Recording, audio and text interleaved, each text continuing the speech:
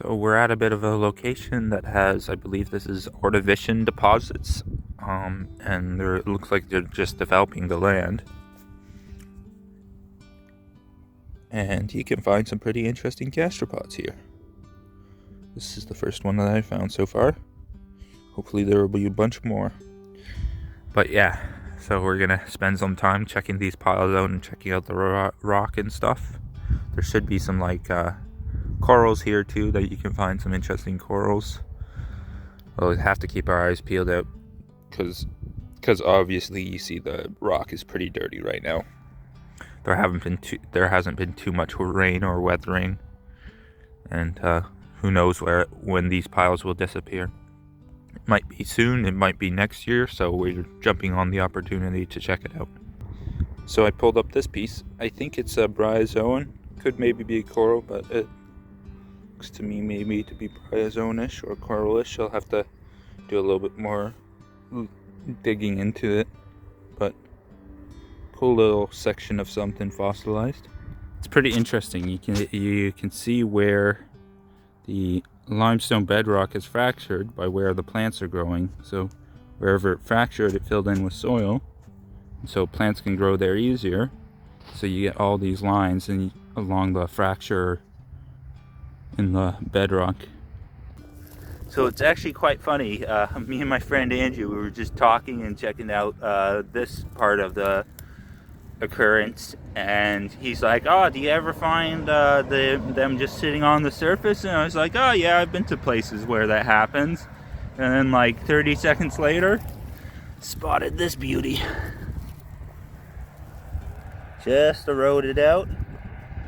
See, the back is a little bit weathered, but the front is quite nice still. Just found another one. My friend Andrew found one nearby as well. So I think we're in a good spot. Got a small one here, just eroding out. This one's a lot more. You can see this one's been squished, and the back is eroded out a lot more. Still, pretty cool little specimen. So I saw this, and it looked to me like the back of an eroded gastropod. I flipped it over. Sure enough, bit damaged, but that's one of the larger ones I found. I don't know if it's as big as the one I pulled with the matrix, but this is pretty sizable. I don't know what type of gastropod species this is, but I know the helical ones, the spiral shelled ones, are a lot less common. My friend Andrew found a couple already. He found a big partial one, so I was hoping I could come across one myself. Looks like I did. So on this location, you can find some pretty interesting chain coral that has some cool UV reactiveness. Now a couple have already been found, and Andrew found another one, and he so nicely said I could have it. So check out this chain coral. It's a little hard to see, it's dirty, but you can see the patterns on it. It'll look good cleaned up, and you could probably edge it just slightly, and I might do that just to get the structures slightly raised.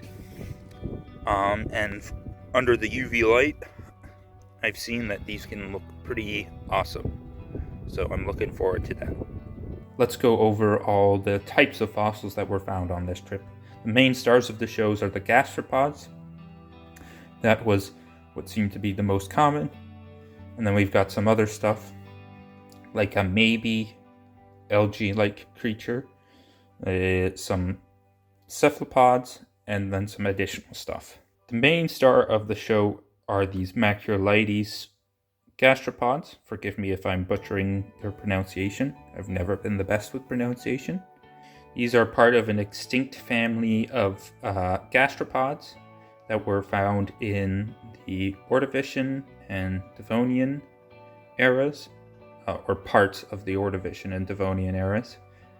And they're quite distinct for having a very flat face. You can see when you look at it cross-section wise, this front spiral face is very flat, and then their bottom also here is very flat. This is from what I understand kind of how it is naturally shaped. But then the other side is more rounded. So the characteristics of these gastropods is that they're flat on the one side and then rounded on the other side. Now these are technically steinkerns, which are basically just internal casts of the shell. There might be some shell fragments still on these steinkerns, but it's basically just the internal cast. So you get the internal spiral is preserved quite well on some of these. Another good example with the well-preserved spiral. And they can get quite large. They are known for being on the larger side. You can see this is only a partial, but you can see that spiral compared to the first two is a lot bigger. This is probably my most complete one of the larger size. And you can see the limestone that they're in is quite grainy, and it's actually got multiple textures. It's got these, I don't know if they're maybe burrows or something, like old burrows, but there is like multiple textures. So there's this harder limestone, but then there's this much sandier, grainy limestone that kind of you get in like these little tunnels and stuff. I'll show you on another fossil later on what I'm talking about. So this fossil, from what I understand, is a fossil of a receptaculid. Hopefully I didn't pronounce that badly or butcher it.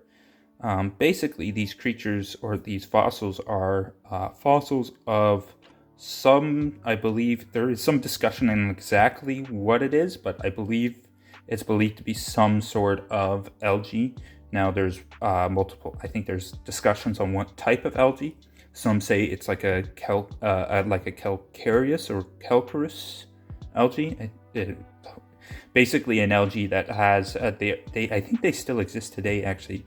It's an algae that actually has kind of like creates a hard, like calcium, I think like a carbonate structure. But I think there is some debate on if these are calcareous algae or if there's some sort of other algae. But they are quite distinct. They kind of have this circular pattern, and then they kind of form, I think they form like basically these circles, and they can kind of be like domes, or they can kind of be like cones, or like a flower almost. It's hard to explain. I think there's different kinds, and it's hard to tell if you're just, looking at the fragments. This one is interesting though, because it has this rusty pattern here. I don't know if that's the internal structure of this, or if this is some sort of bryozoan. Let's see if we can get nice and close up. You can kind of see those branches. This might be like a pyritized bryozoan. If you guys are fossil nerds, please do let me know, because I am still very much learning. On another note, on the back of this receptaculid, you can see the soft limestone kind of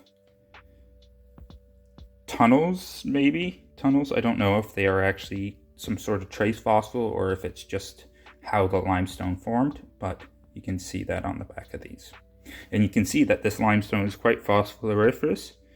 You got little bits of fragments of like brachiopods, some small corals, and crinoid bits in a lot of this limestone. So we've got the cephalopod parts here too. These cephalopods, I believe, are orthocone cephalopods, so they're a straight-shelled nautiloid. The reason I believe that is I think I see the remnants of a siphuncle on this one, and I think it would match up with this formation. This one, I don't think you can see this. Oh, I think this might be a remnant of a siphuncle over here. Kind of this rounded kind of area. It's kind of hard to see. But these are some sort of straight-celled cephalopod. And if they are orthocones, they would be, I think, like a nautilus-related cephalopod. But the current extent nautiluses are like a spiral shell nautilus. There aren't any of these straight shelled ones left.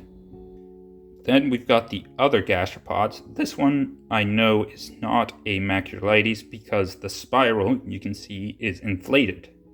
And with macrolides, the distinct thing is that their spiral is flat. And then it's the other side of the shell that's inflated. And then this is a spiral, like a corkscrew spiral. In fact, I have the matrix piece of this. I'll show you that. Here we have the matrix piece. I found this loose, and then this just a couple feet away from it, basically.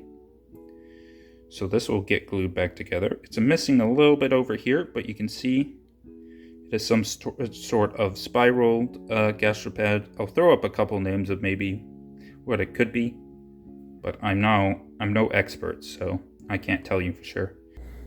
We also found some chain corals.